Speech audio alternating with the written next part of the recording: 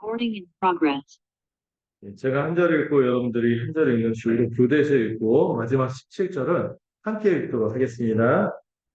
신약성경 327페이지에 있습니다. 제가 먼저 1절을 읽도록 하겠습니다. 그러므로 너희가 그리스도와 함께 다시 살리심을 받았으면 위의 것을 찾으라. 거기는 그리스도께서 하나님 우편에 앉아 계시느니라. 이는 너희가 죽었고 너희 생명이 그리스도와 함께 하나님 안에 감추어졌습니다.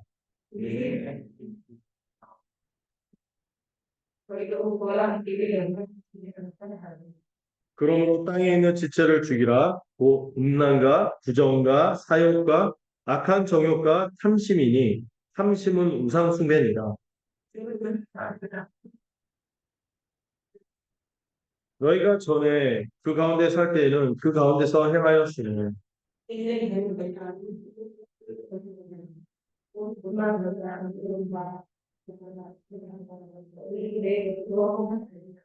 너희는 서로 거짓말을 하지 말라. 옛사람과 그 행위를 벗어버리고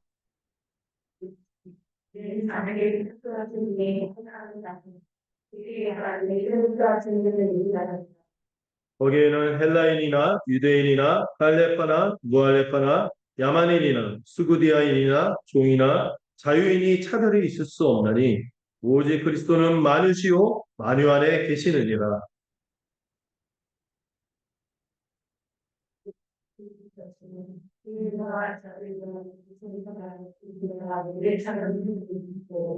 누가 누구에게 불만이 있거든 서로 용납하여 피처 용서하되 주께서 너희를 용서하신 것 같이 너희도 그리하고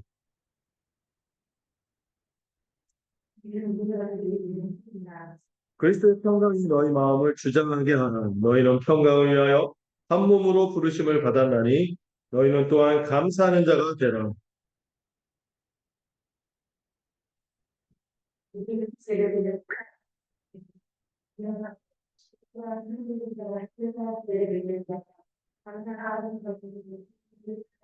함께 읽겠습니다.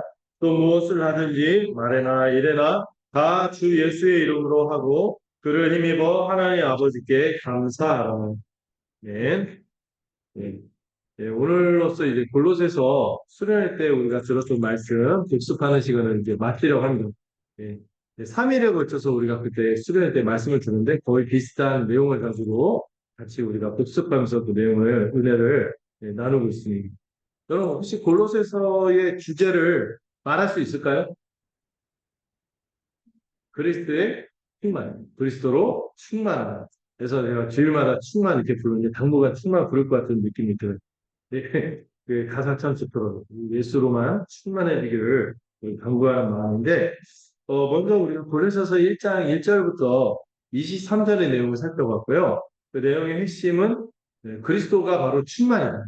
그리스도가 충만 그 자체이시며 만물을 충만하게 하시는 분이라고 우리가 배웠죠. 여러 가지 내용들이 있어요. 우리 신앙의 내용이 신앙생활의 주된 세 가지 종목을 얘기했죠.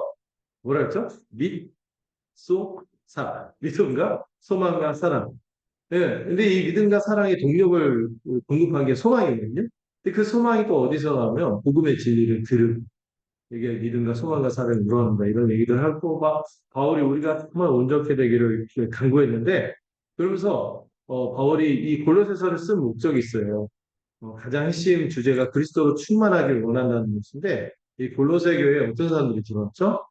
거짓 교사들이 들어와서 그리스도 말고도 다른 걸로 충만해질 수 있다. 이런 식으로 얘기하니까 아니다.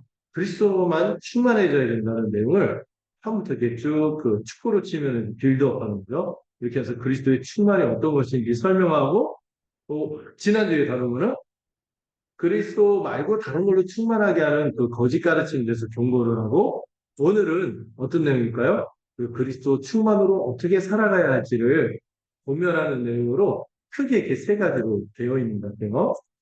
그래서 여러분들 첫 번째 내용에서 그리스도로 충만한다, 그리스도가 충만이다 할 때 그리스도가 어떻게 충만인지를 설명할 수 있는가 했을 때 바울이 먼저 나신이라는 표현을 두고 써요. 얼마 전에 드라마가 있었죠? 선제. 선제. 선제가 뭐죠? 그리스도께서 그 피조물보다 먼저 나셨다 이러니까 예수님이 피조물이다 이렇게 오해하면 안 되죠. 예수님이 창조주라는 얘기를 하는 거예요. 창조할 적부터 하나님이 영원전부터 계셨던 우리 예수님이 하나님이다. 그 하나님이로서 이 하나님의 꿈이 뭐죠? 하나님 나라를 이루어가는 거죠.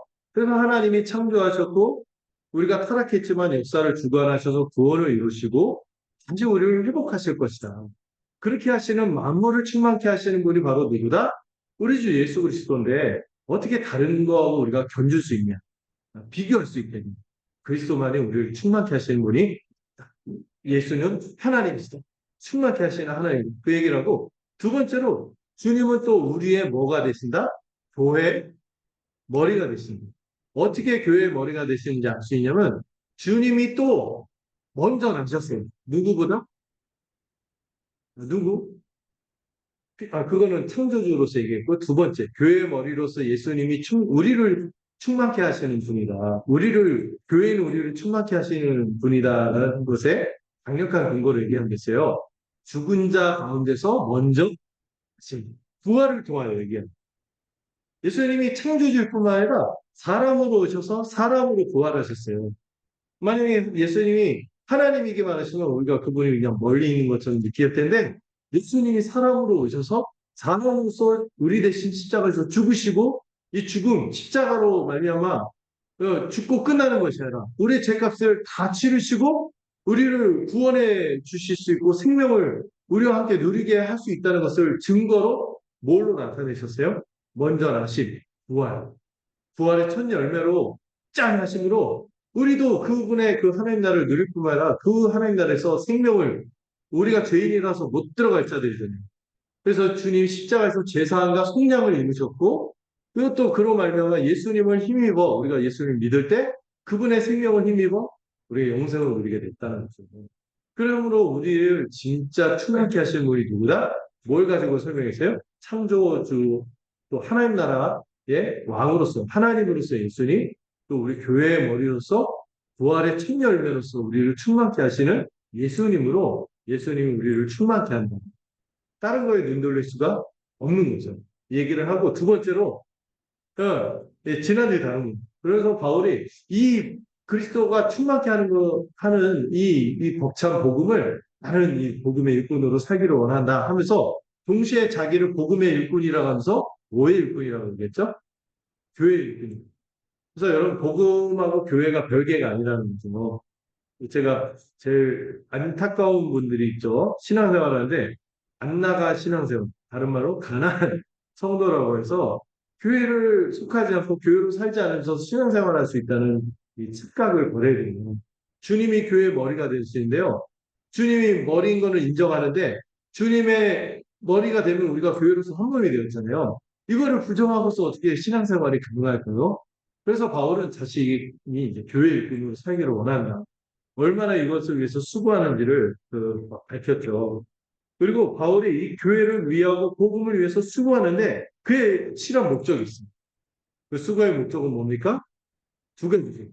그리스도와 관련해서 첫 번째, 실하게 이해시킵니다.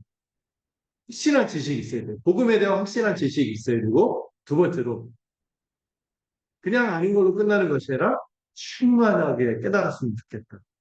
그래서 여러분 예수님을 우리가 이 성경 연구를 통해 공부를 통해서도 충만하게 알아야겠지만 확실하게 알아야겠지만 여러분 특별히 우리 삶 속에서 예수와 함께 이 교제하고 예수 생명으로 넘쳐난 그것이 무엇인지를 그런 얘기를 하거든요. 성경을 눈으로만 읽는 것이 아니라 삶으로도 읽어라 이런 얘기를 하거든요. 우리 예수 십자가 복음을 삶으로도 읽어나가면서 충만하게 깨닫는 이것을 위해서 우리가 수고하는 거죠. 그러면서 바울이 이제 본격적으로 이 골로새 교회 문제를 다루는데 뭐를 경계합니까? 거짓 가르침을 경계하는 거죠. 이 거짓 가르침의 특징이 있어요. 뭐를 떠나게? 그리스도를 떠나게 함으로 그리스도의 충만을 못 누리게 합니다. 그리고 그리스도의 충만으로 충분하지 않은 것처럼 뭐를 부정한다 했어요? 그리스도의 충만함, 그리스도의 충분성을 부정하는 교묘한 말이나 철학과 헛된 속임수를 경계했습니다. 그러면서 다시 바울이 돌아와서 우리가 이미 그리스도로 충만한 존재임을 뭐로 설명했어요? 우리가 그리스도와 연합했다는 것으로 설명했죠. 우리가 이미 뭘 받았어요? 성령 세례를 받았다면 이미 다 받은, 예. 이미요 아직 가운데 있지만 이미 성령 세례를 통하여 우리가 이미 그리스도와 함께 하나님에게 어떤 자로 간주되어요? 십자가에서 이미 우리의 죄인, 정죄받을 옛사람은 죽어 없어. 그리고 그리스도와 함께 부활하여 하나님 앞에 그리스도처럼 살아난 자로서 살아가는 겁니다. 이걸 이루기 위해서 예수님이 제사와 칭의의 사역을 우리에게 베풀어 주셨고 이것이 무엇으로 이루어졌습니까?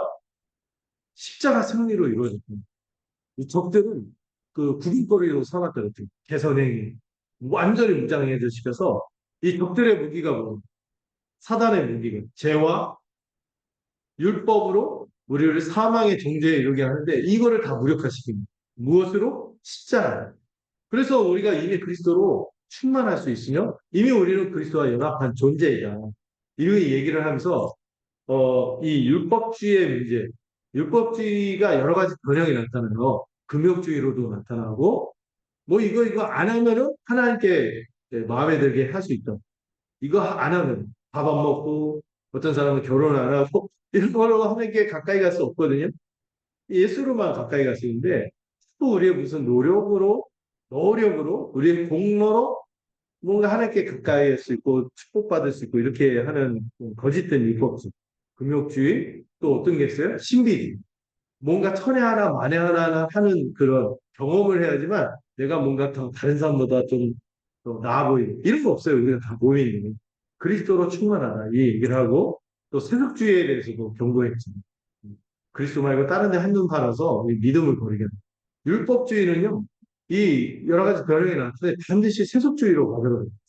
율법주의 빠지면 자기애에 빠지면요. 그 마음의 공허함을 없는데 있는 척하다 보니까 이걸 채우기 위해서 더러운 욕심이 들어오기 시작합니다. 그래서 바리새인들 보면요. 예수님 시대 때 바리새인 보면 그렇게 경건함을 코스프레하지만 그들을 그 속성을 설명할 때 뭐라 해요? 돈을 줘요. 돈을 받아요. 은근 그 경건을 이익의 재료로 삼는 신앙을 이익의 재료로 삼는 경우입니다. 우리의 신앙이 예수 신앙으로 채워지지 않으면요. 이상한 것들이 막 들어오고 그래서 복음으로 충만해야 된다는 것을 쭉 얘기했습니다. 이 율법주의에 빠지면은 그리스도를 떠나고 은혜를 잃어버리고요. 더 이상 우리의 거룩의 열매가 나타나지 않으며 또 궁적으로 뭐가 무너져요? 교회의 한몸됨이 무너져요. 교회가 무너지는 결과들이 나타난다는 것을 지난주에 살펴봤습니다. 깔끔하게 두 개를 이제 정리했고 제 생각에 깔끔하다는 점 여러분들한테 안 그럴 수도 있어요. 오늘 3장의 내용은 이제 이 충만하신 그리스도로 우리가 어떻게 살아가야 되느냐? 뭐로 살아간다?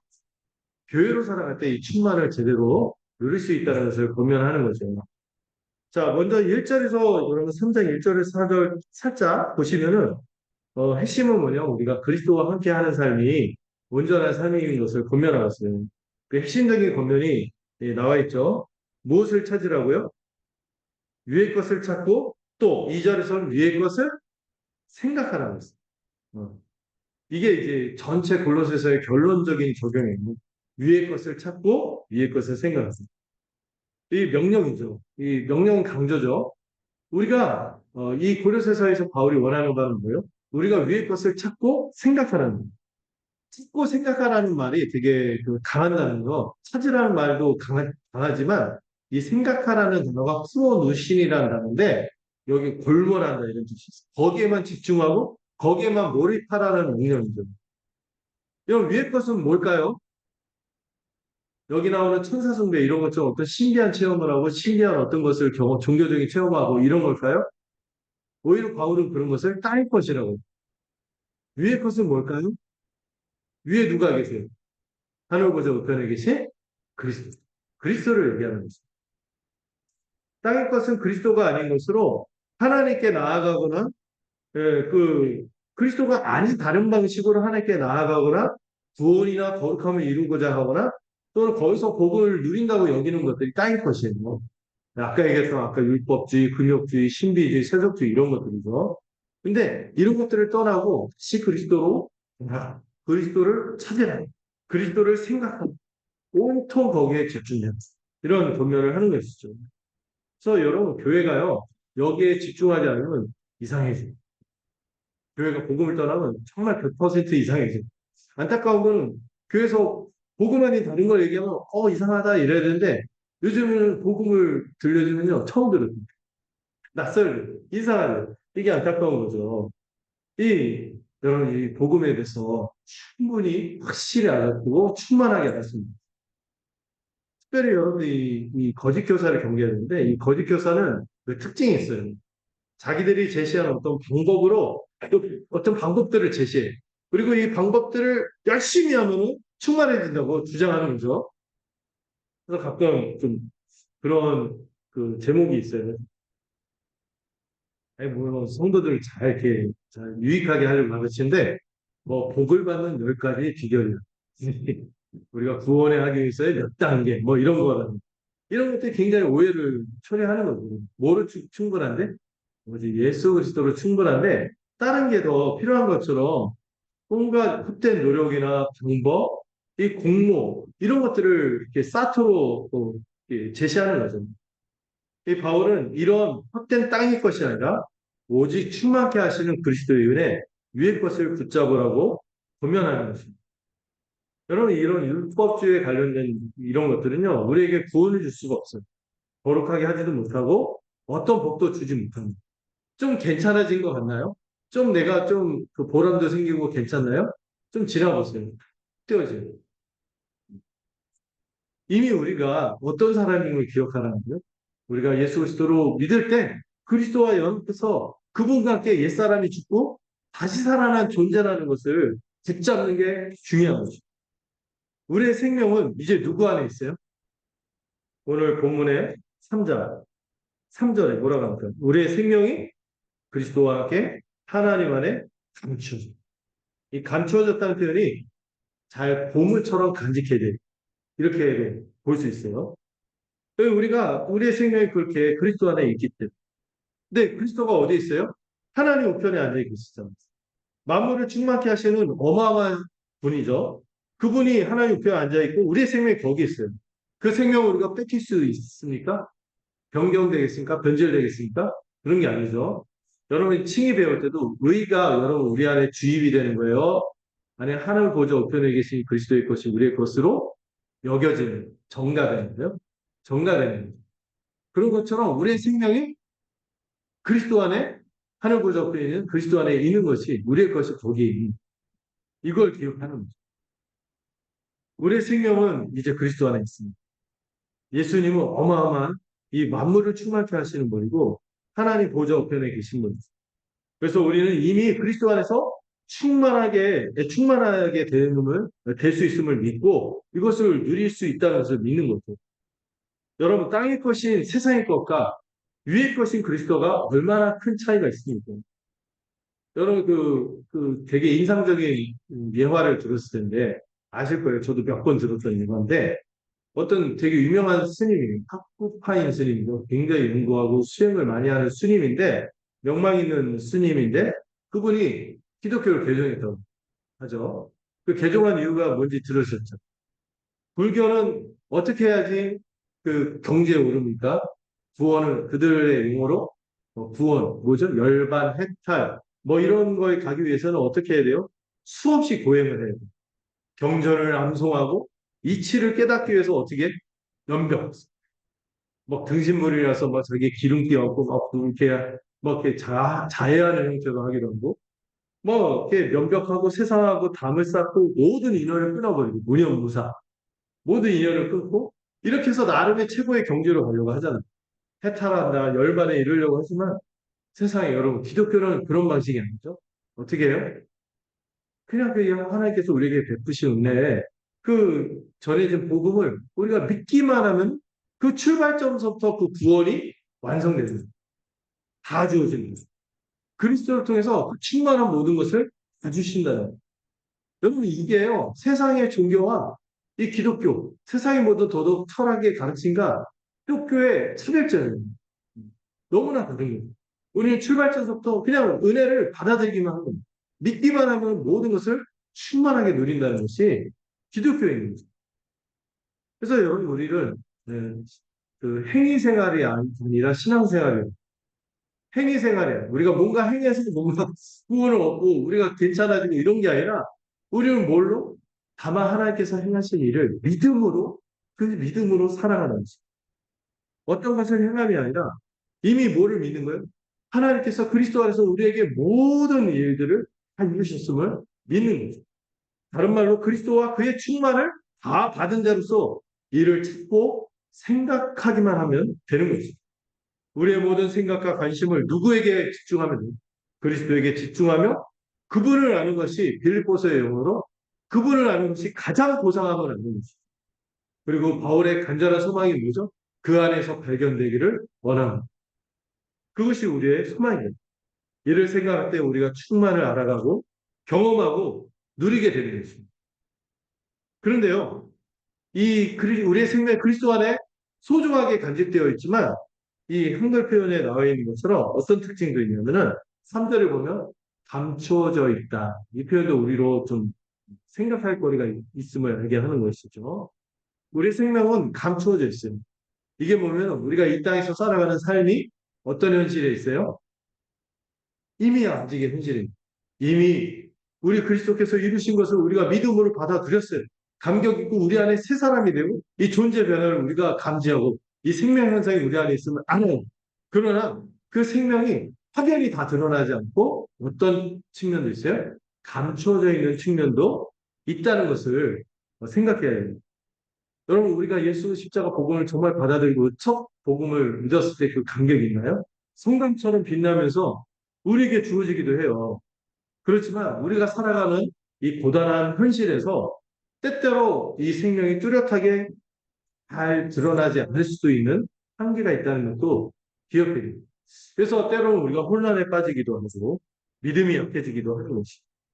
그러나 우리 주님이 다시 오시면 그때는 확연하게 볼 것이며 또 우리의 믿음을 붙잡는 은혜 수단 나중에 좀 더 얘기할 텐데 이 은혜 수단을 붙잡을 때마다 이것이 더 선명해지는 것이죠.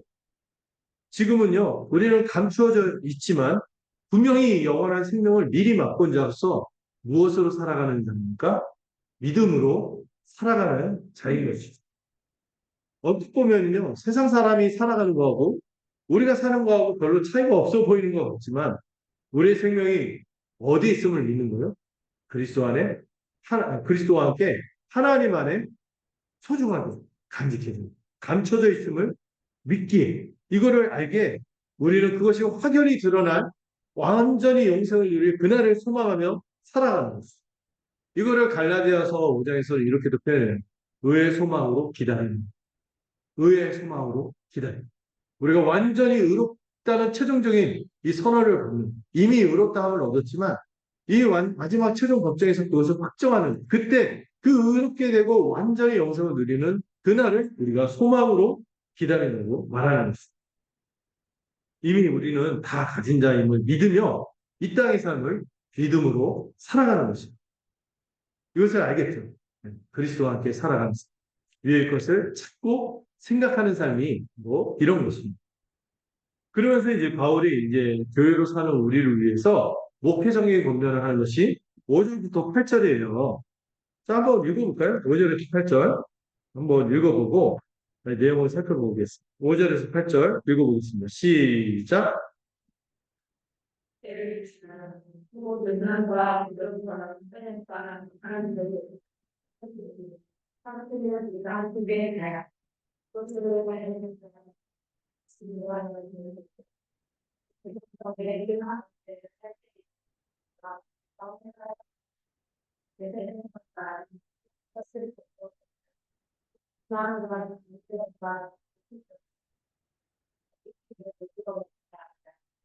네. 자, 5절 첫 문장이 중요하죠. 뭘 죽이라고요? 땅에 있는 지체를 죽이라. 네. 여러분, 우리 생명이 감춰져 있기 때문에 자꾸 우리가 살다 보면은 어떤 모습이 나타날 수도 있어요. 여기 나타나 있는 땅에 있는 지체의 모습이 나타날 수도 있는데 이 땅에 있는 지체를 어떻게 하라는 거예요? 죽이라는 거예요. 죽이라는 거예요. 땅에 있는 지체는 다른 표현으로 옛사람의 모습. 내가 십자가에서 이미 죽어서 존재적으로 끝난 거예요. 존재는 끝나는데 아직 뭐는 남아있어요? 여러분, 옛사람이 제가 아직 있어서 이런 말은 틀려요. 옛사람에 뭐가 남아있어요? 그 본성, 제된 본성이 여전히 남아있어요. 그런데 이거를 어떻게 하라고요? 죽이는. 이미 죽었음을 믿고 계속해서 죽이는. 이 오전에 나오는 이 죄의 모습들이 바로 이 땅에 있는 지체의 모습인데, 이 단호하게 돌이키라고 명령하면서 이 내용을 쭉 들여다보니까요, 성적인 문란. 이 성적 문란함은 가장 이기심의 표출이에요. 지만 생각하는 거예요. 성적인 문란. 우리가 모든 관계에서 하나님이 성은 축복인데, 이거를 뭘 위해서만 쓰는 거예요? 자기의 이익과 쾌락을 위해서만 쓰는 거죠. 여러분, 이 성 하나님의 축복이거든요. 배타적인 배우자와 더불어 연합하는 축복을 누리는 거예요. 근데 이것을 다른 데에 한눈 팔고 막 이렇게 하는 것은 가장 이기심을 표출하는 이 언약적 신실함을 배신하는 하나님께서 정하신 이 법도를 넘어서 하나님과의 의리를 저버리는 것뿐만 아니라 하나님께서 정하신 이 특별한 한몸대라고 주신 배우자에 대한 배신이죠. 그래서 이거를 합당치 않다고 제일 먼저 얘기합니다. 그 다음에 뭐죠? 재물에 대한 항상 재물과 하나님을 동시에 숨길 수 없죠. 재물을 탐하기 시작하면요. 그 믿음이 현격하게 떠나게 돼 있습니다. 하나님이 아닌 다른 것을 추구하게 돼 있고, 그래서 이 탐심은 뭐라고 합니까? 우상숭배다. 탐욕은 우상숭배에 곧바로 빠지게 하는 것이죠. 근데 여러분, 안타깝게도요, 우리는 이 중 어떤 것에서 허덕이게 됩니다. 특히 이 탐욕의 문제. 대부분 여러분들 이 음란함의 문제도 여러분, 이 마음까지 살피면 우리가 떳떳하지 못할 때는 탐심 문제는 말할 것도 없죠. 우리는 곧잘 넘어지는 자입니다. 그리고 여러분, 이렇게 골로새서 듣기 전에 여러분, 십계명 쭉 들으면서 고개가 막 떨궈지잖아요. 저도 전하면서 마음이 막 무거워져요. 예. 십계명을 듣고 우리 주님이 우리에게 행하신 구원을 묵상하고 감사하기보다 이런 막 그 양가 감정이랄까요? 마음이 막 괴로워. 십계명 이런 내용들 보면 나는 참 걸리는데 하나님이 나를 정말 싫어하겠구나. 이렇게 생각하고 낙심하는 사람도 있을 것 같아요. 근데 여러분, 이번에 수련회 강사인 목사님도 권면하지만 그런 생각이 들 때 뭘 기억하고 있어요? 하나님은 자비로운 분이시다라는 것을 기억하라고 했어요. 우리가 넘어질 때, 그걸 좀 써. 무슨 막 이렇게 내치는 분이 아닌 거죠. 네. 우리가 넘어질 때마다 우리를 불쌍히 여기시고, 또 하나님이 우리를 회복하기를 원하시고, 이끌어 주시는 분임을 기억하라고 했어요. 그래서 여러분들 우리가 때때로 막 넘어지고 막 그럴 때요. 스스로 정죄감을 갖고 막 전전긍긍하고 낙심하고 이러지 말고, 하나님이 이런 나에 대해서 어떻게 여기시냐고? 불쌍히 여기신다는 것을 기억하시게 됩니다. 불쌍히 여기시고 돌아오길 바라시고 또 기다리시고 있다는 것을 기억하게 됩니다. 우리가 예수 안에서 어떤 하나님을 우리가 봅니까?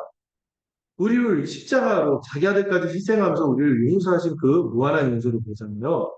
예수님은 이거를 상자에 비유해서 말씀해 주셨습니다.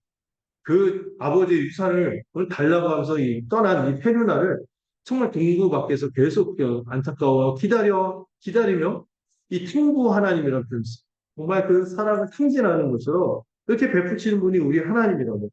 그런 하나님인 것을 우리가 십자가를 통해서 명확히 바라보며 그 하나님이 여기서 내가 헤매고 낙심하는 것을 원하지 않고 돌이키기를 바라시는 거. 여전히 기다리시는 거. 이걸 믿고 용기를 내서 살아가는 것이죠. 낙심하지 말고 다시 힘을 내어 무엇과 싸우는 것입니까? 죄와 싸우는 것이죠. 죄와 싸우고 또 우리가 돌이킬 때마다 우리는 마음속에 나 너무 뻔뻔한 것 같아. 버릇도 납작이지. 이런 생각을 할 수도 있지만 그러나 그렇게 돌이킬 때마다 우리 하나님은 어떤 분이세요? 거부하지 않고 품어주시는 분임을 우리가 기억하며 하나님께로 나아가는 거죠. 여러분 바울이 대단해 보이지만 정말 거룩하게 살기 위해서 치열한 분이지만 그도 사실 인간이죠. 그 죄 가운데 나쁜 생각 이런 거 없을까요? 그래서 바울이 날마다 뭘 고백합니까? 날마다 주님. 다시 예수 십자가를 붙잡아서 그리스도 하나님의 아들을 믿는 믿음 안에서 다시 살아가겠는 거고 특정하며 다시 새 사람으로서 새 사람이 되었음을 기억하고 마음을 새롭게 해서 주님 앞에 나가는 것이죠. 물론 그분이 열심히 치열하게 사는 건 없어요. 그렇지만 그분이 그렇게 살던 우리의 삶의 원리도 동일한 거죠. 날마다 우리는 날마다 그리스도 안에서 이미 죽었음을 믿고 살아가는. 바울은 그래서 그러면서도 동시에 권면하는 대로 돌이키라는, 단호하게 돌이키라. 이 죄악된 옛사람의 모습, 땅에 있는 지체를 죽이라는. 이거는요, 이미 하나님의 진노를 해결한 신자에게 있을 수 없는 모습이랍니다. 로마서 입장에서 그런 말을 하죠. 결코 그럴 수 없는. 그래서 안 된다가 아니었어요. 결코 그럴 수 없는. 이미 우리가 옛사람이 죽었음을 깨달아. 새 사람이 되었음을 믿을 때 이렇게 사는 거는 전문용어로 쪽팔림입니다. 그렇게 살면 안 되는 거죠. 나답지 않았구나. 내가 그리스도 안에서 이런 존재인데 이럴 수 없다. 이걸 자꾸 돌이키는 거죠. 그래서 여러분 제 가운데 혹시 시험에 들거나 혹시 넘어진 상황이 있을 때 방문하세요. 이게 이미 해결된 자로서 내가 이렇게 한 게 맞다. 그리고 죄에서 벗어나겠다는 결심. 그 이상을 이 본문이 말하는 거거든요. 그 결심하기 전에 이미 하나님께서 나의 옛사람을 그리스도 안에서 이미 죽었고 내가 새 사람이 되었다는 사실을 깨닫는 거예요. 이러려면 누구를 생각해야 돼? 십자가에 달리신 그분. 부활하셔서 만물을 충만케 하시는 그분을 생각하는 거예요. 위의 것을 찾고 생각하는 거예요. 우리가 이미 새로운 신분, 새로운 존재, 정체성이 완전히 달라진 것을 생각하고 체질하는 거예요. 이제 우리는 그리스도 안에 있음을 믿으는 거예요. 그래서 하고자 하는 말이 뭐예요? 은혜의 복음을 깊이 묵상할 때 이 죄와 싸울 수 있다는 거예요. 죄에서 치고 죄를 죽일 수 있다고 말하는 거죠. 이 죄를 죽이라고 명령하는 동시에 뭐를 얘기하는 거예요? 네가 이미 그런 옛사람이 이미 죽었음을 기억하라는 거예요. 이미 나의 옛사람은 죽었고 새 사람으로 살고 있다는 것을 기억하고 묵상하는 것입니다. 여러분 우리가 거기서 더 이상 헤매고 있을 존재가 아님을 이 존재에 대한 깊은 각성이 따라와요. 그런 존재가 아님을 깊이 각성하는 거예요. 우리가 전에는 그런 존재였어요. 여러분 전에는 어떤 존재였죠? 죄를 지을 수밖에 없는 존재였어요. 우리가 왜 죄인이죠? 죄를 지어서 죄인이 아니라 죄인이어서 죄를 지었단 말이에요. 그런 존재였는데 이제는 우리가 그런 존재가 아니라는 거예요. 어마어마한 그리스도의 이 충만한 은혜를 입었고 그 안에 있는 존재가 되었음을 잊지만 그것이 우리를 생긴, 그것이 우리를 죄와 싸울 수 있는 더 확실한 힘과 능력과 그 모든 것들을 공급해 주는 거죠. 그러므로 이 9절 11절 읽어볼까요? 9절 11절 같이 읽어봅시다. 시작.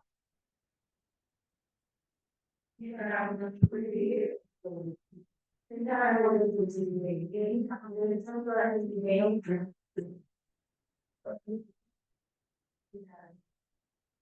11절까지.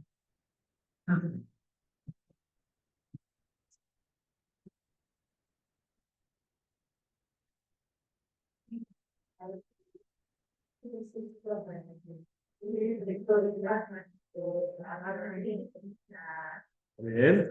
자, 이 부분에서 제일 핵심적인 표현이 두 가지겠죠? 뭐가 있어요? 옛사람과 행위를 벗어버리고. 뭐 하나? 새 사람을 입으라라고 말하는데 이게 명령 같기도 하면서 입었으니 하면서 뭐예요? 이미 그런 존재가 되었다는 것을 말하기도 하거든요. 근데 이 표현이요, 여기만 나오지 않고 에베소서에서도 4장에 24절 보면은 동일하게 나와 있어요. 옛사람을 벗고 새 사람을 입으라. 이 표현을 쓰는데 이게 우리 신앙생활에 있어서 되게 중요해요. 우리가 어떤 존재임을 이 각성하는 측면에서 되게 중요한 권면인데 이걸 가지고 많은 신학자들이 논쟁한 주제이기도 해요. 이게 어떤 주제가 있냐면은 이게 명령이냐? 아니면 우리가 이미 그렇게 됐다는 것을 설명하는 거냐? 여러분, 명령일까요? 이미 그렇게 되었다는 것을 설명하는 건가요? 맞습니다. 이거를 뭐라고 해요? 직설이고. 이미 그렇게 된. 이미 그렇게 된. 이미 넌 옛사람을 벗었고 새 사람을 입었어요. 이렇게 얘기하면서 또 동시에요. 이게 또 직설법인데 또 동시에 뭐도 있어요? 명령이기도 해요. 그래서 신학자들은 이걸 가지고 어느 하나만 이렇게 얘기하는데 지금 많이 연구가 진행이 돼서 바울의 이 두 가지를 같이 말하고 있구나. 이거를 이 관계를 정리하게 됐어요. 옛사람을 먼저 우리가 기억해야 될 것은 첫 번째 뭐예요? 옛사람을 우리가 이미 벗었어요. 또 새 사람을 이미 입었어요. 언제 일어났어요? 2000년 전 십자가 사건에서 일어났어요. 우리가 믿으면요. 그 십자가 사건으로 소환해서 그 십자가 아래서 우리의 옛사람이 이미 죽고 새 사람으로 이미 입은 자로 된다는 거예요. 그거는 우리가 무엇을 행하기 전에 하나님이 우리에게 이미 행하신 일이에요. 그래서 이거를 과거형으로 표현하는 거예요. 여러분 에베소서도 그렇고 여기서도 그렇고요. 옛사람을 입었고 새 사람 옛사람을 입으면 안 되죠. 입었고 새 사람을 입으라는 것이 여러분 시제로 뭘까요? 과거, 현재, 미래죠. 과거에 일어난 일을 설명하고 있어요. 그래서 이미 하나님이 우리의 은혜로 우리에게 행하신 일이라는 거예요. 이걸 믿으라는 거예요. 내가 옛사람을 이미 벗었고 새 사람을 입었구나. 이거 믿으라는 거예요. 그래서 이걸 직설법이라고 하는데 근데 여러분 이게 또 시제는 과거인데요. 명령이에요. 여러분 명령을 현재나 미래로 할 수는 있잖아요. 근데 과거에다 명령하는 게 이상하죠. 이게 문법 형태로 명령이거든요. 그래서 막 논쟁이 벌어진 거예요. 근데 명령이 뭘까요?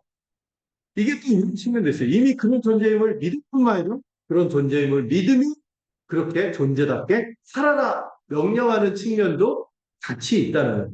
음.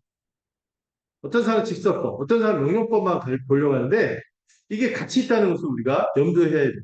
에베소서에서도 이게 너무나 중요한 신학적인 주제, 우리의 신앙생활을 이해하는 내용이기 때문에 같이 나오거든요. 여러분, 이 직설법과 명령법의 관계를 이해하셔야 돼요. 여러분, 이 바울이 이 둘 다 말하는 거예요. 근데 순서가 중요한데 뭐가 더 중요하죠? 직설법과 명령법 중에 뭐가 둘 다 중요한데 뭐가 좀 더 우선순위? 직설법이십니다. 여러분, 우리가 무엇인가 행해서 우리가 옛사람을 벗거나 새 사람을 입을 수 있을까요? 이거 우리가 할 수 없는 일이에요. 누가 하신 일이에요? 하나님이 그리스도 안에서 하신 일입니다. 이미 하신 일이에요. 어. 우리의 존재가 바뀌는 거 우리가 스스로 할 수 있나요? 모든 종교나 철학이나 이런 것들은 우리가 무엇인가 일체유심적 우리의 마음먹기에 달렸다. 우리의 노력하면 된다. 노력이라고요. 이렇게 하면 된다고 하는데 안 되거든요. 왜 작심삼일 아시죠? 네. 네. 신승생소 우왕좌왕 막 이런 게 우리의 실상이에요. 안 되거든요. 막 수십 년 도로 오죽한 불교에서도 그런 표현이죠. 도로 안 돼도 그래서 뭐, 그 기독교 역사에서도요, 이 복음을 오해해갖고 사막 같은 데 들어서 막 돌을 닦아. 내가 하나님 앞에 성결하게 살으려고 40년 수도를 했는데, 어느 날 막 갑자기 그 본부에서 연락이 왔어요. 네 동기가 이번에 그 주교가 됐다더라 했더니 마음에 막 갑자기 질투심이 40년 막 이렇게 수도했는데 순식간에 무너지고. 이게 바로 우리란 말이에요. 우리의 존재 바뀌는 거 우리가 할 수 있는 일일까요? 우리가 할 수 없는 일이에요. 근데 놀랍게도 그 일을 누가 하셨어요? 하나님이 그리스도 안에서 그 십자가에서 이 십자가 때 원폴로스 오는 부활도 있는 거예요. 그 위대한 구원 역사로 이미 그 일이 나타나는 거예요. 그래서 뭐를 확신하세요? 이미 옛사람을 벗었고 새 사람을 입은 존재가 되었다는 것을 믿으시기 바랍니다. 이게 정말 중요해요. 가장 첫 번째로 그렇게 된 거죠. 우리의 행위보다 하나님이 우리에게 너무나 어마어마한 은혜를 베푸셔서 이 그리스도의 충만이 우리에게 부어져서 우리의 존재가 먼저 변화되었다는 사실을 기억하시기 바랍니다. 우리가 믿을 때 일어나는 반드시 일어나는 변화라고 이 성경은 증언하는 거예요. 그런데 또 기억할 게 있어요. 우리 존재가 변화되었다는 것을 드러내는 증거는요. 우리가 존재가 변화되었다는 거듭나고 우리가 새 생명이 생긴 거잖아요. 근데 이게 관찰이 되어질까요? 관찰이 안 되어질까요? 성경에서 야고보 사도 그러죠. 네 믿음을 보이라. 이렇게 얘기하고 있거든요. 열매로 알리라. 우리 예수님도 말씀하셨죠. 바울도 그 얘기를 안 하는 거 아니에요. 바울도 하나 하는 거예요. 그렇게 그런 존재가 됐으니 그 존재에 합당하게 살아라. 이렇게 같이 말하고 있다는 거예요. 여러분, 우리 삶에서 거듭났고 중생했습니까? 본 어게인이라고 그러죠. 예수를 믿음으로 우리 안에 나타나는 이 생명 현상이 있냐 이거예요. 이 변화의 열매가 나타나고 있냐 이거예요. 어. 여러분, 이 변화라는 게 눈 씻고 쳐다보고 흉내경을 들여다보야지 보일랑 말랑 하는 그 변화일까요? 아니죠. 언뜻 봐도 달라졌는데 어디 병원 갔어? 어느 의원을 만났어? 뭐 이렇게 말한다든지. 어쨌든 변화라는 거는 눈에 띄게 마련이라는 거예요. 음. 여러분, 그래서 여러분들 이 두 가지 같이 있어요. 그래서 제가 즐겨 설명하는 것 중에 하나가 우리가 이 믿음을, 이 보배로운 믿음을 은혜로 받았어요. 은혜로 선물로 받았어요. 근데 이 믿음은 또 어떤 측면이 있다고 했어요? 선물이기도 하지만 생명이기도 했어요. 생명이기도 했어요. 이 믿음이요, 우리 안에 생명으로 작동되기 때문에 전에 내가 그렇게 정말 안 좋아했는데 좋아하게 돼요. 전에 내가 하려고 하지 않은데 하게 되고, 전에 내가 정말 즐겨 했던 건데 어느 날 막 싫어지고. 이게 뭐예요? 내 안에 막 이런 변화가 되는 거예요. 가볍게 가치관의 변화부터 해서 세상을 바라보는 시각도 바뀌고 내 기호도 달라지고 이런 변화가 나타나는 거죠. 왜? 이 십자가 은혜가 우리 가운데 부어주고 믿는 자는 뭐가 변화돼요? 그 마음이 변화돼요. 마음이 변화되는 건 우리가 어떻게 할 수 없는 거예요. 하나님이 하시는 것이. 마음이 변화되고 또 이 마음을 성경에서 이 어떻게 설명? 우리 존재의 중심으로 설명하거든요. 이 마음을요, 여러분 그 감정만 얘기하는 게 아니고 우리의 그 생각과 마음과 감정과 의지를 움직이는 이 중심, 코어 이거를 마음이라고 하는데 이 마음이 변화돼요. 성령을 받으면 어떻게 돼요? 마음이 새 마음이 됩니다. 굳은 마음을 제거할 거고 부드러운 마음을 줄 것이며 전에는 율법을 지키라고 해도 율법을 문서로 써서 줘도 안 지켰는데 아예 마음판에 율법을 새겨버려. 아예 하나님을 사랑하는 마음에 샘솟게. 이건 누가 하시는 일? 하나님 하시는. 예수 십자가를 믿을 때 벌어지는 일이다. 이 마음, 존재의 중심이 변화되고 그것이 우리가 이미 나타났기 때문에 우리는 날마다 옛사람이 죽고 새 사람으로 다시 살아나는 경험을 무엇으로 누리는 겁니까? 믿음으로 누리는 믿음. 근데 여러분, 이 선물이자 이 생명 현상인 이 믿음을 통하여 우리가 이미 존재가 변화되었고 그 합당하게 우리가 살아가게 될 텐데 이런 구체적인 변화를 누리고 이 열매를 맛보고 이런 경험을 실제로 얻기 위해서는 우리가 뭘 붙잡아야 될까요? 네, 은혜의 수단을 붙잡아요. 은혜의 수단. 은혜의 수단. 우리의 믿음은 뭐를 먹고 자라요? 말씀이라고 하기 전에 직관적으로 믿음은 은혜를 먹고 자라. 여러분들의 믿음에 은혜를 공급하고 있습니까? 그래서 여러분 우리가 믿음이 자라가는 거는요. 내가 가만히 막 뛰두르고 내 믿음을 주세요 이렇게 되는 게 아니에요. 예.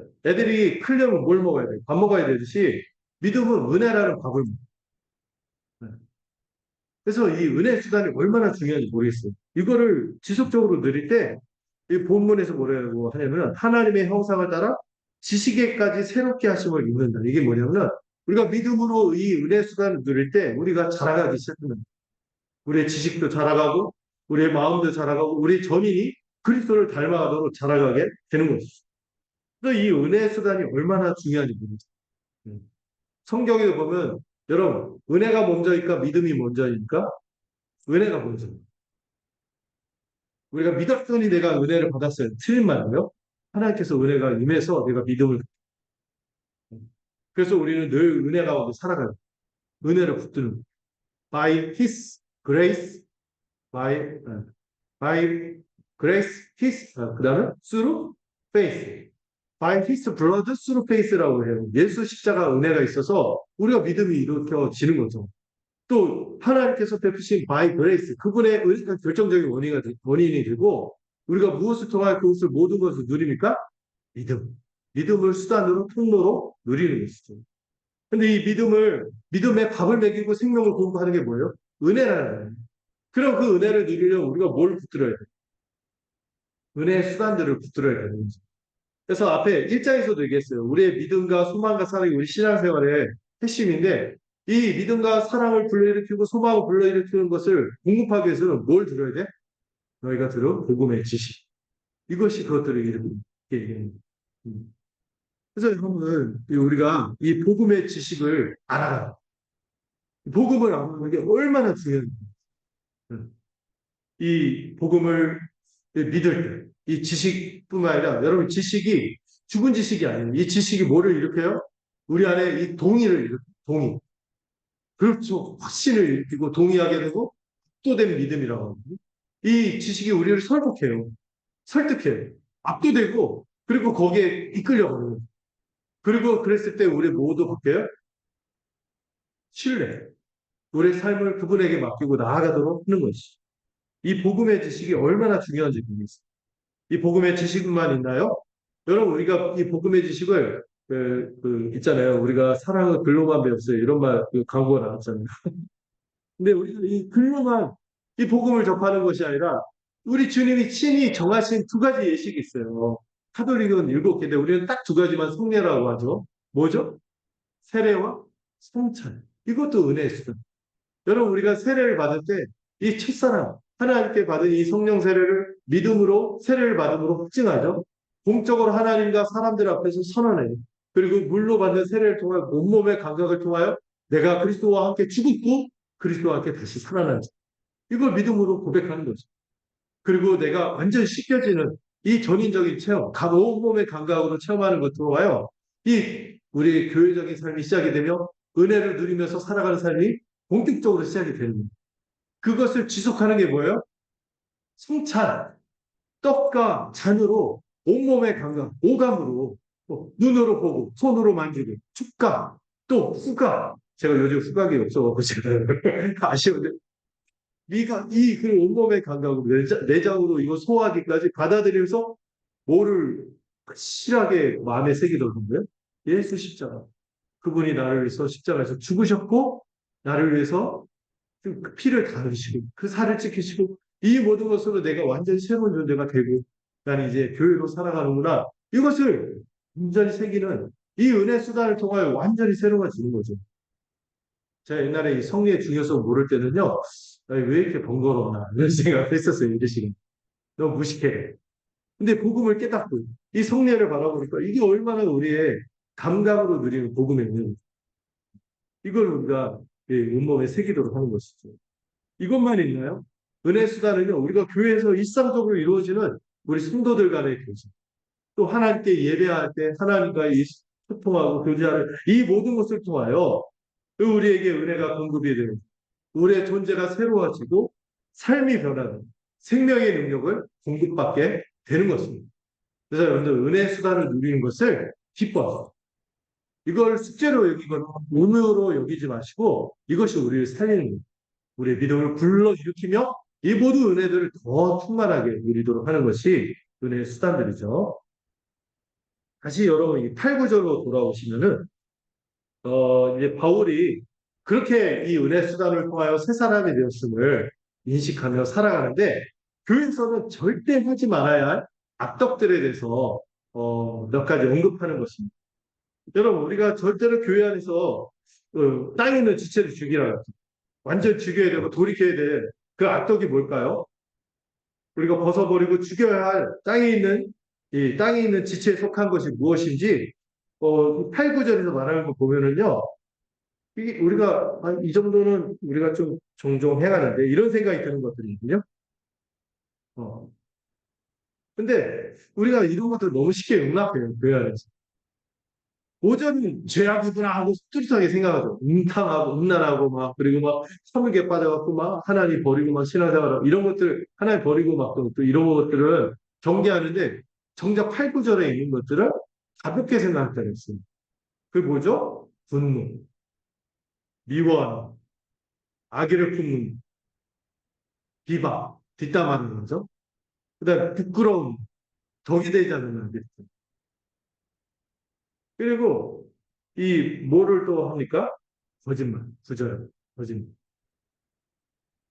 여러분 이런 것들은요 우리가 교회로 살아갈 때 새 사람으로서 살아갈 때 절대 교회 안에서뿐만 아니라 우리가 존재로 세상에서도 그런데 교회 안에서는 절대로 용납할 수 없는 것들이죠. 여러분, 어떤 상황에서도 서로에게 뭐를 품으면 안 됩니까? 미움을 품거나 분을 품어서는 안 되는 거지. 우리가 지체라고 여기는 게 한 몸이라고 하는데 분노하고 미움을 품는 순간 그 한 몸의 지체일 뿐만 아니라 그 몸의 지체의 머리가 누구세요? 예수 그리스도이신 걸 잊어버리고 예수 그리스도에게 분노하고 미워하는 거예요. 교회로 살아가면서 그래서 진짜 중요한 게 뭐냐면 그 여기서 본문에도 나오지만 용서하는 게 얼마나 중요한지 용서. 13절에는 서로 용납하여 용서하되 주께서 너희를 용서하신 것 같이 한 절 안에 세상에 용서와 관련된 표현이 세 개나 우리가 교회로 살아갈 때 얼마나 용서가 중요한지 모르겠어요. 특히 관용, 너그러움. 네, 그렇지 않으면요 우리 이 용서하지 않고 관용하지 않을 때 우리 안에 죄가 죄를 불러일으키기 때문입니다. 그래서 어떤 분은 이거 트로이의 목마라 트로이의 목마처럼 우리 안에 싹 들어와서 우리를 완전 무너뜨리는 거예요. 여러분 우리가 물론 그 사람이 잘못했어요. 그 상대가 잘못했어요. 그런데 그 잘못을 그가 하나님 앞에서 그 사람이 해결해요. 이걸 가지고 내가 분노하고 미움을 품고 그 사람에 대해서 저주하는 마음을 갖고 그렇게 하고 있다면 그건 누구 책임? 내 책임. 음. 여러분 우리가 하나님 앞에 있음을 기억해야 합니다. 특히 여러분들 교회 생활할 때 뭐 이 복음이나 어떤 교회 하나됨이나 거룩함을 해치는 것들에 대해서 우리가 죄를 미워하니까 이런 것에서 합당하게 생각하지 않고 경계하는 게 맞죠. 근데 뭐에 대해서 우리가 여유로움과 담대함이 필요할까요? 로마서에서도 배우는데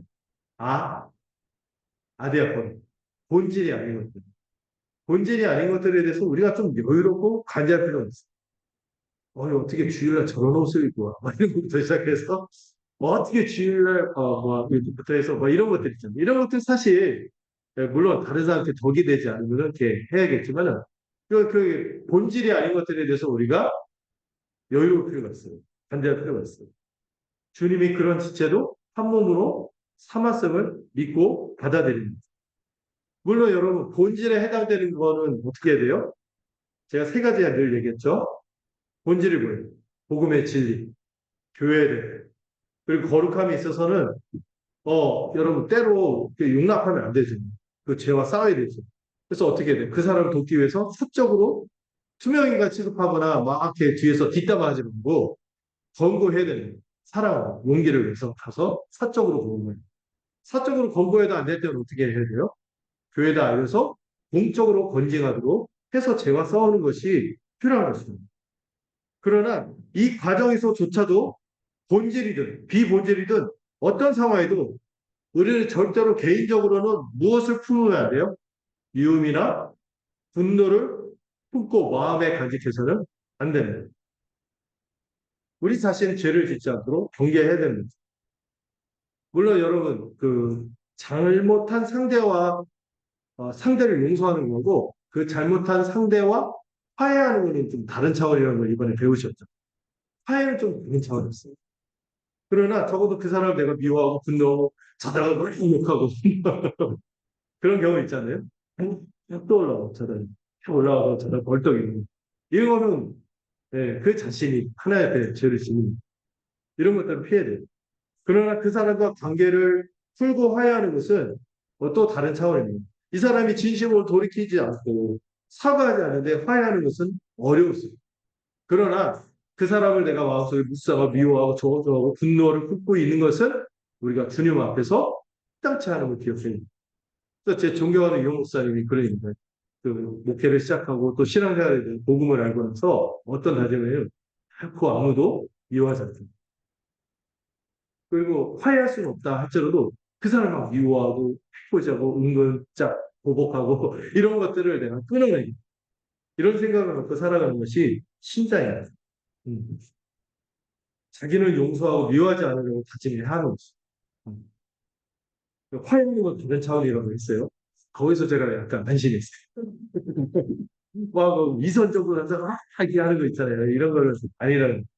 그 명백히 잘못일 때는 이 사람이 돌이켜야죠. 그리고 여러분들 그 회계 방식에 대해서도 여러분 교회로 통해서 배우겠지만은 진정성을 많이 살피잖아요.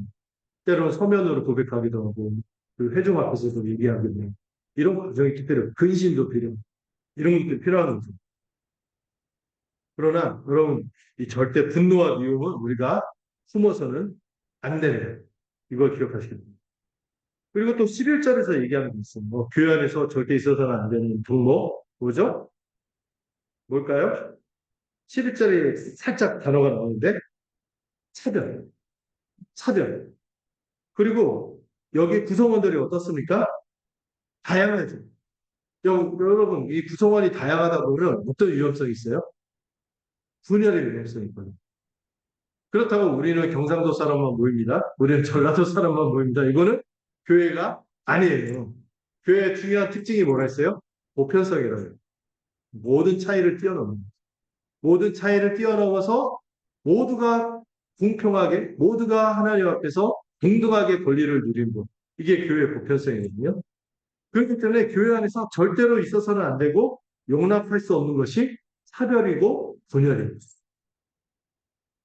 근데 사실 우리가 정말 서로 다른 사람인 거 아시죠? MBTI도 다르고 혈액형 가지고 맞다는 건 좀 이해가 안 되는데 MBTI도 다르고 살아온 세월도 다르고 성향도 다르고 참 여러분 흘러왔잖아요. 다 나름의 사연이 있어요. 그래서 생각하는 결도 어떤 면에서 가치가 조금 다른 면이 있어요. 우리가 복음으로 조정이 되고 본질에 있어서는 조정이 되지만 비본질에 대해서 우리가 다른 게 너무 많다는 얘기죠. 여러분 우리가 사실 단일 민족이라고 배달의 민족이면서 단일 민족이라는데 그런데도 우리 안에서도 얼마나 싸움이 있고 경상도 뭐 지역 감정 뭐 젠더 갈등 뭐 쉽지 않죠. 근데 11절 보면은요 초대 교회 구성원이 얼마나 다릅니까? 할례받은 사람, 할례받지 못한 이방인, 헬라 유대인, 야만인, 스구디아, 뭐 종, 자유인 이렇다 할지라도 절대 뭐가 있을 수 없다? 차별이 있을 수 없다. 그럼에도 이렇게 다양함에도 뭐를 이뤘어요?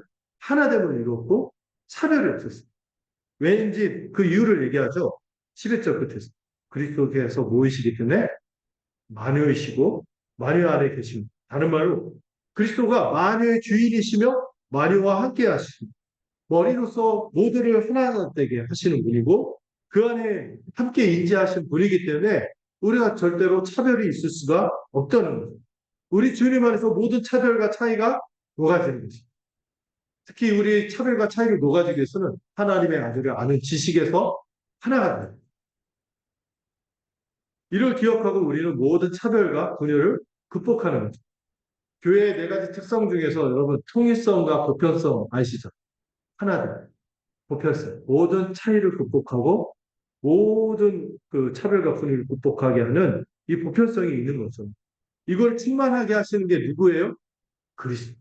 만유를 충만하게 하시는 그리스도 복음에서 나오는 만유를 충만하게 하시는 그리스도 안에서 우리 모두가 하나가 되고 모두가 존귀케 되어 차별 없이 복을 누리는 것이 교회임을 할 때 교회에서는 절대 뭐가 있으면 안 된다? 차별과 분열이 있으면 안 된다는 사실을 기억하십니다. 그래서 마지막 이제 12절, 17절 한번 읽어볼까요? 12절에서 17절 한번 쭉 읽어보겠습니다. 시작.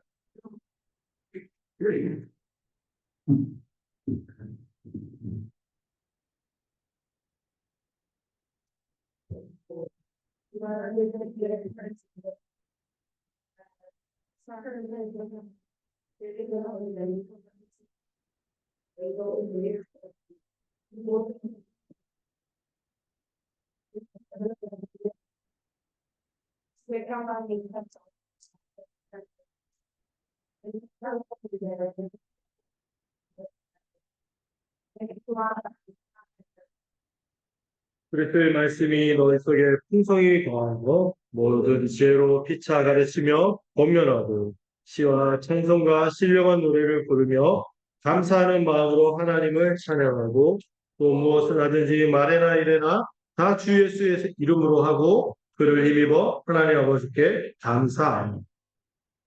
예, 마지막으로 우리가 어떻게 이 교회의 악덕을 극복할 뿐만 아니라 교회로 살아가는 삶이 무엇인지를 얘기하는데 12절, 17절에서 저 주목해야 될 표현이 12절에서 그러므로 여러분 배우셨죠? 그러므로 강조점에서 우리가 이런 은혜와 존재의 변화에 합당하게 살아가는 삶이 무엇인가? 그게 바로 뭐라고요? 교회로서 살아가는 이를 본문에서 뭐라고 해요? 사랑받는 자로서 살아가면서 사랑합니다. 우리가 이미 어마어마한 은혜를 입은 자로서 그 은혜를 입은 자로서 마땅히 교회로서 서로 사랑하면서 살아가는 삶이 합당하다 얘기하는 거죠. 먼저 우리가 어떻게 사랑받은지 설명하죠. 하나님께서 우리를 택하셨어요. 품어주셨어요. 그리고 거룩하게 하나님의 것으로 구별하셨어요. 우리는 그렇게 구별받을 자들이 아니죠. 내쳐야 될 자들이죠. 그런데 우리를 거룩하게 구별하셔서 우리를 품어주셨어요. 우리가 무엇인가 이쁜 짓을 해서 그렇게 했나요? 아니죠. 하나님과 오히려 원수 되었어요. 자기 아들 예수 십자가 은혜로 이미 그렇게 우리를 품어주십니다. 우리를 사랑하신 거죠. 그런 사랑을 받은 자로서 우리는 마땅히 사랑하며 살아가야 하는데 그 사랑의 덕목을 12절에서 뭐라고 합니까? 긍휼, 자비, 타종교과 갖고 겸손, 오래 참, 온유 이런 것들을 얘기하는데 여러분 눈치채셨나요? 이 갈라디아서 5장에 나와 있는 뭐하고 비슷해요? 성령의 9가지 열매하고 비슷해요. 음. 이게 다 뭐냐면은 주님의 주된 성품, 사랑의 성품의 9가지 스펙트럼 이렇게 얘기하거든요. 그 주님의 주된 사랑의 성품을 여기서 쭉 이렇게 하는 거죠. 긍휼히 여기고 자비를 베풀고 겸손하고 온유하고 이게 진짜 현실적인 건데 오래 참요. 여러분들 보시면은 이런 분들이 별로 오래 안 참더라고요. 참을 만큼 참았어 이렇게 말하시는 분들 이런 분들이 대부분 오래 안 참는데 이게 다 주님의 성품이죠. 여러분 우리가 성령을 통해서 주님과 연합하고 교회로 한 몸이 되었다면 이런 성품이 우리 안에 흘러나온다는 거예요. 이게 교회적인 덕목이요 주된 성품이죠. 그리고 이 모든 것의 핵심이 뭐예요? 결국에는 소극적으로는 용서로 모아지고 적극적으로는 사랑으로 모아지는 것이죠. 결국에 우리가 용서하며 사랑하면서 살아가는 거죠. 그렇게 살아가는 자는 어떻게 됩니까? 15절.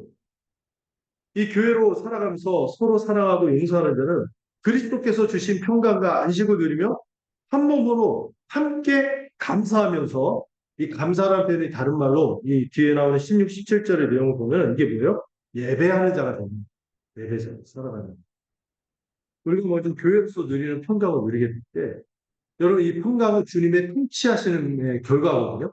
주님이 우리에게 은혜 베푸심의 결과가 평강이거든요. 이 평강을 누리게 되면 우리가 마땅한 반응이 뭐로 나타날까요? 감사로 표현되는 예배로 나타나는 것이죠. 이 신자는 이 주어진 은혜와 또 자신이 어떤 존재로 변화되었음을 각성할 때마다 이 감사 예배를 드리게 되는 거죠. 그래서 여러분의 예배가 의무와 숙제가 아닙니다. 이 복음으로 인한 은혜, 여러분들에게 일어난 이 중생, 거듭남, 이 존재의 각성 때문에 감사와 기쁨이 넘치기를 합니다.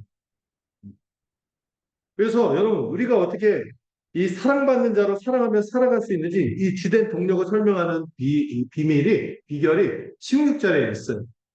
뭘까요?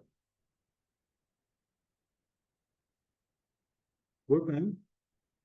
그리스도의 말씀이 너희 속에 풍성히 와. 우리는 어떻게 사랑받는 자로 살아가며 살며 평강과 감사를 누릴 수 있습니까?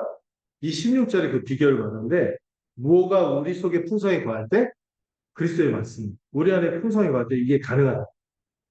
근데 여러분 이 그리스도의 말씀이 우리 속에 풍성히 거한다. 이 3장 16절. 성경의 3장 16절이 좋은 구절이 많더라고요. 그래서 3장 16절이 이 그리스도의 말씀이 우리 풍성히 거할 때 보면 여기 나오는 온갖 예배에 관련된 풍성한 표현입니다. 이게 가능하게 되는데 이 평행 구조로 에베소서 5장에 보면요. 이 말씀으로 풍성히 거하는 것을 뭐로 설명하는지 아세요? 성령 충만으로 설명. 여기 속에 성령이 충만할 때 시와 참여 같은 표현인데 이것만 바뀌어 있어요. 그러니까 여러분 어떤 결론을 내릴 수 있어요? 말씀 충만이 무슨 충만이다? 성령 충만입니다. 성령 충만. 네. 여러분 성령의 충만 이거는 그리스도의 것으로 충만해져요. 그럼 그리스도의 것을 우리가 어디서 누릴 수 있습니까? 여러분 우리 교회 또 아시죠? 말씀으로 그리스도께서 뭐한다? 헌전한다.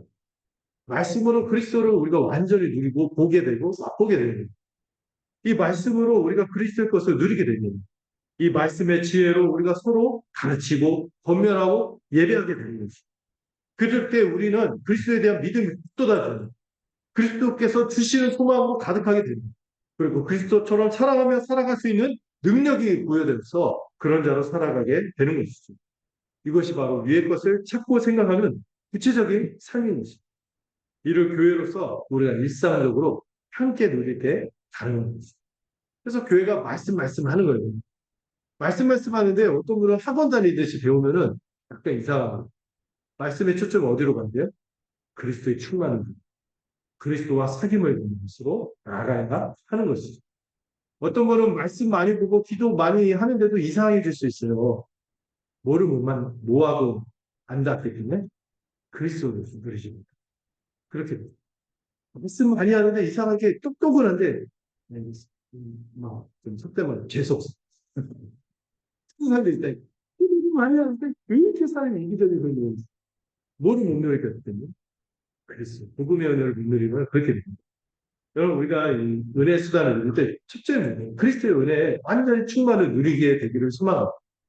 그렇게 할 때 우리가 정말 믿음과 사랑 가운데 살 수 있어요. 이것이 위의 것을 추구하는 삶이죠. 그런 삶을 이제 4장서부터는 이제 구체적으로 3장 후반부터 이제 가정으로 적용. 우리 일상의 중요한 삶의 장이죠. 부부의 관계에서. 부모와 자식 간에. 또 어디에서? 우리가 접하는 일터에서. 이 충만함을 가지고 살라고 권면하는 것입니다. 그리고 이 충만함을 위해서 특별히 우리가 기도하는 것이 얼마나 중요한지 권면하고 특별히 우리가 불신자를 대하는 태도에서 이 그리스도의 충만을 갖고 어떻게 살아가야 되는지 설명하는 게 이 세월을 아끼라는 표현이 4장 5절에 있는 지혜로 행하며 세월을 아끼라. 이게 뭐냐면은 기회를 선용하는 우리가 기회가 주어질 때마다 복음을 전하고 선행으로써 이 그리스도의 충만을 드러내는 권면하는 거죠. 그리고 특별히 우리의 일상에서 말이 비중하는 게 크거든요. 말의 비중이 굉장히 큰데 이 말을 어떻게 하라고 했어요? 6절에서 소금으로 맛을 낸가 같이 하는. 이게 뭐예요? 덕스러운 말을 하라는 거죠. 좀 앞에 있는 문맥하고 연결해서 얘기하자면 우리가 그리스도의 충만을 맛본 자들 마치 그리스도의 충만이 없는 것처럼 탐욕에 빠졌어.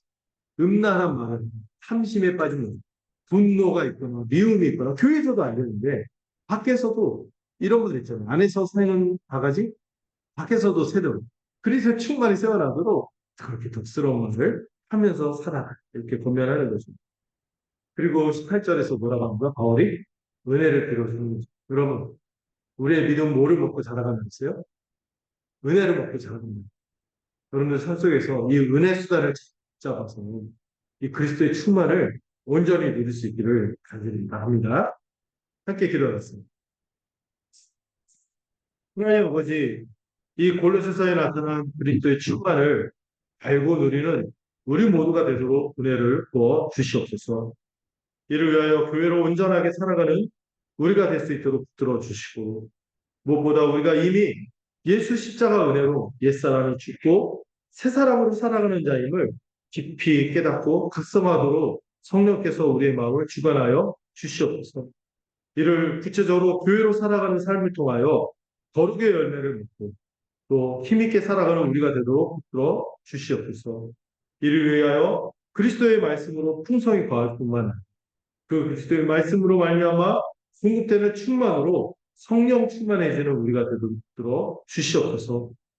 헛된 것으로 충만해지는 것이 아니라 우리 그리스도로만 충만해지는 우리 모두가 되어서 우리의 삶 속에서 믿음이 북돋아지고 소망이 넘쳐나고 또 사랑으로 열매 맺는 삶이 우리 가운데 가득하도록 그리하여 하나님 나라 백성으로서 하나님 나라를 구체적으로 살아내는 우리 모두가 되도록 주님 축복하여 주시옵소서. 예수님의 이름으로 기도드렸습니다. 우리 찬송가 436장 함께 찬양하도록 하겠습니다.